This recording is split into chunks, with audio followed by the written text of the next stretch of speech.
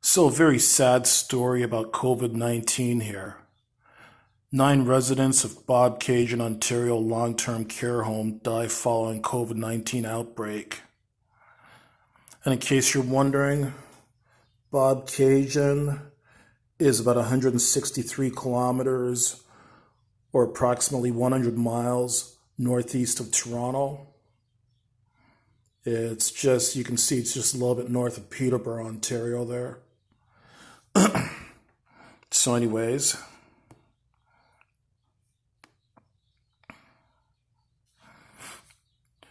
9 residents of a long-term care home in Bobcaygeon have died following an outbreak of the novel coronavirus, the family's medical director has confirmed on CTV News. Dr. Michelle Snar, the medical director of Pinecrest Nursing Home, told CTV News Monday that 9 residents of the long-term care facility have died so far and more fatalities are expected. The Halliburton Kawartha Pine Ridge District Health Unit said Thursday that 3 residents and 14 staff members at the facility have tested positive for COVID 19.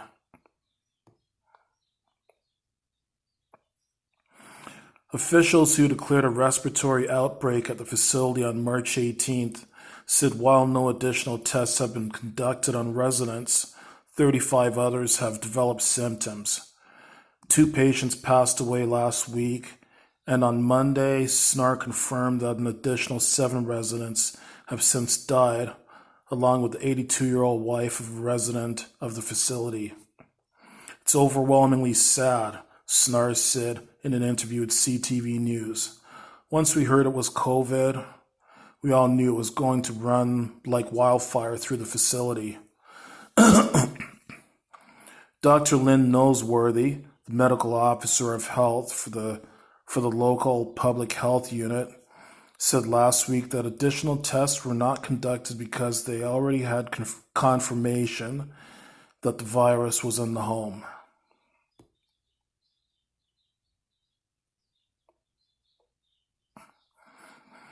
The outbreak of COVID-19 is currently the largest outbreak in the province and really brings home how devastating and deadly this virus can be for older people in our communities, Noseworthy said. I'm asking everyone to do everything they can to stop the spread of this virus, if not to protect yourself, but to protect others who need our care. SNAR said she sent a message to the families of the residents earlier this month to inform them of the grim situation. The reason I sent the email was to give them a heads up that this is not normal times, she said.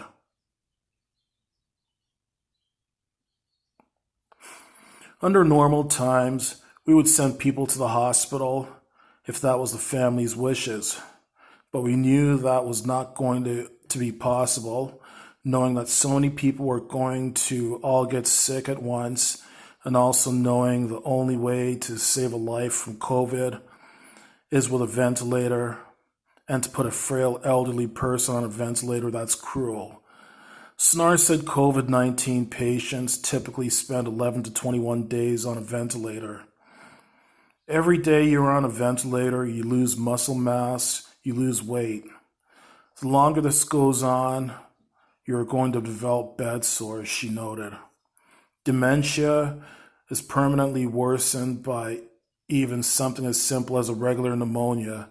To endure that, their quality of life after would just be abysmal. In a news release issued last week, the local public health unit said after the outbreak was declared, staff followed all proper procedures to contain the virus.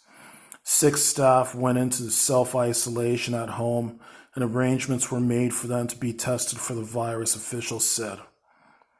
Residents were isolated, all group activities were suspended, meals were no longer served to residents in the dining room, and the facility was closed to visitors. Staff who were asymptomatic began wearing protective equipment, but officials say given the incubation period of COVID-19, many employees and residents were likely already infected with the virus. This is truly a horrible time for the families and friends of the residents, as well as our staff.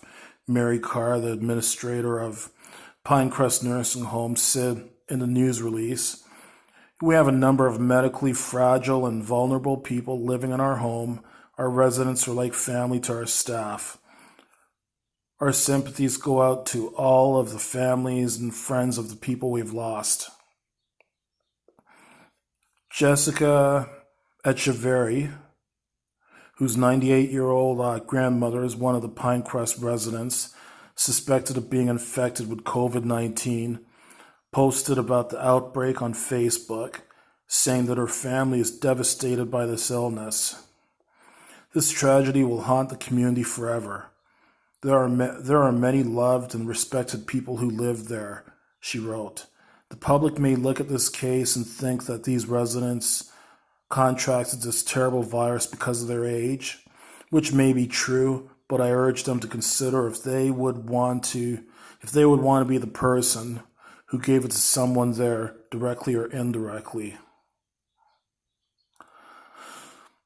Certainly very tragic. It just goes to show how devastating COVID-19 can be. But I still have questions, though. They didn't take the residents to the hospital or send them to the hospital because they knew it would spread like wild. So their explanation, it just didn't make sense to me why they didn't send these people to the hospital. I'm sorry, but as soon as you notice people have as soon as you notice people with that kind of an illness, send them to the hospital. Call an ambulance for them and have them transported to the hospital. That's basic common sense. A 5-year-old would know to do that. We've all heard those videos and seen those videos about 3, 4, and 5-year-olds calling 911 when they see that something terrible has happened to someone. These are grown adults at a long-term care home, and they don't know to call 911 to transport these people to the hospital when they show symptoms of COVID-19. How it's cruel, unusual punishment to put a ventilator on an elderly person. To me, cruel and unusual punishment is seeing someone suffering and not bothering to seek the proper medical care for them. My heart goes out to all of these people that died, as well as all of their loved ones. I hope that the family members of these people that died and anyone else who suffered in this nursing home, which in my opinion was very negligent, I hope they take them to the cleaners. I hope that they take all avenues of legal action available to them.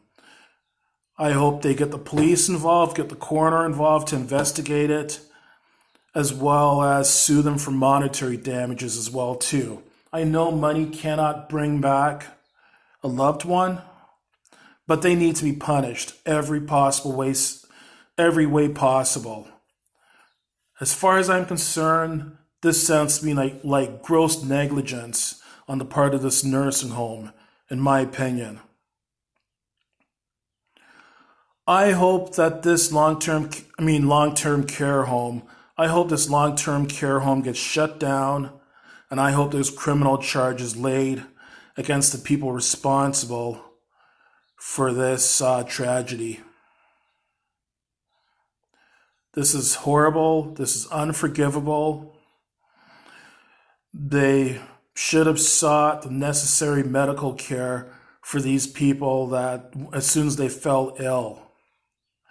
And for 9 people to die at one nursing home, I think that might very well be the single deadliest outbreak of COVID-19 so far within Canada to affect one facility in Canada. I don't know, man. That's very tragic. And as far as I'm concerned, that probably should have never happened. If you see anyone suffering from COVID-19 or symptoms of COVID-19, it's time to get that person to a hospital. And if they have less serious symptoms, such as they're just coughing and have a fever, okay, you can call medical professionals and find out exactly the best course of action for them. But like, for example, as soon as someone has trouble breathing, call 911 and have an ambulance take them to the hospital. They're in immediate need of emergency medical treatment if they're having difficulty breathing. This is tragic and horrible. Again, my heart goes out to the people who are suffering because of this. And I hope that this particular long-term care home gets punished to the full extent of the law.